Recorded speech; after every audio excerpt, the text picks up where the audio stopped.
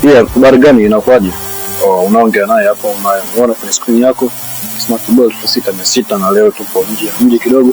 Tumekuja kutembea, na lengo sio kuja kutembea, tumekuja kuboresha mazingira ya kodi, na tupo leo sehemu ya watu wanaokutana, yani couples.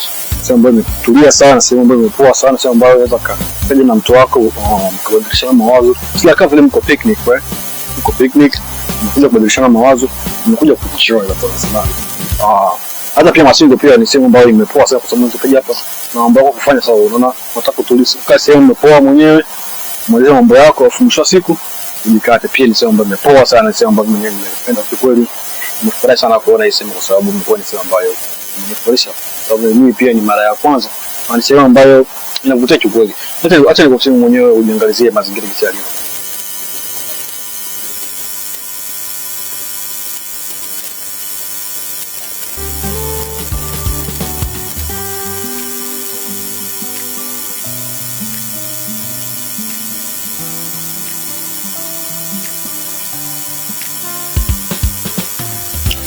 Yule mazingira yamepoa sana.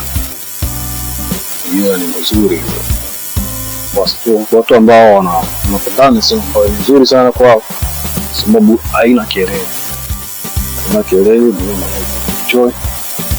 Mara nyingi sio sehemu ambayo watu wanakuwa wamechangamka, sehemu ambayo watu ambao wanataka vitu ambavyo vimepoa. Kwa maana hapa ni sehemu ambayo kweli ina hewa nzuri, pia ina mazingira mazuri kwa watu wanaopendana, kwa maana kwamba ni sehemu ambayo pia hata mwenyewe ukifika unajisikia upo sehemu tofauti. Sehemu yenyewe iko sehemu ambayo ni free, haihitaji ulipie chochote kile. Ni sehemu ya public, sehemu ambayo watu wanakuja kuenjoy, unaona, wanakuja kuangalia mazingira ya koji, kitu kama hiyo. Kwa hiyo ukiwa hapa San Antonio, Texas, jaribu kuja hata Alamos Park. Usimbuse mtu Alamos Park, ambayo nzuri kidogo.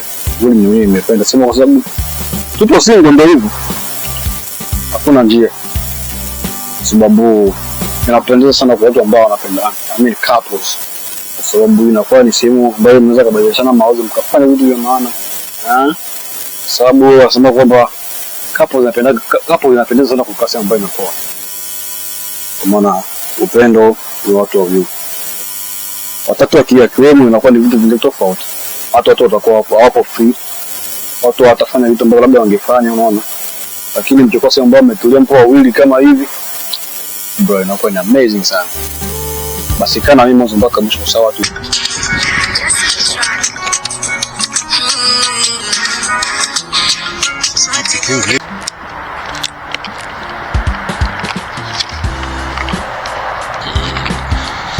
Wamekuja San Antonio,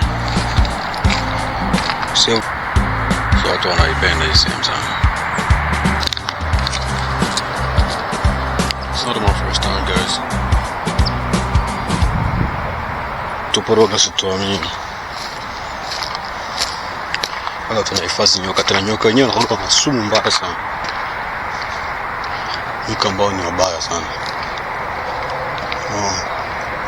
Ile ambao wakuchelewesha, hawakupi muda wa kuhema. Hata mara moja imeisha.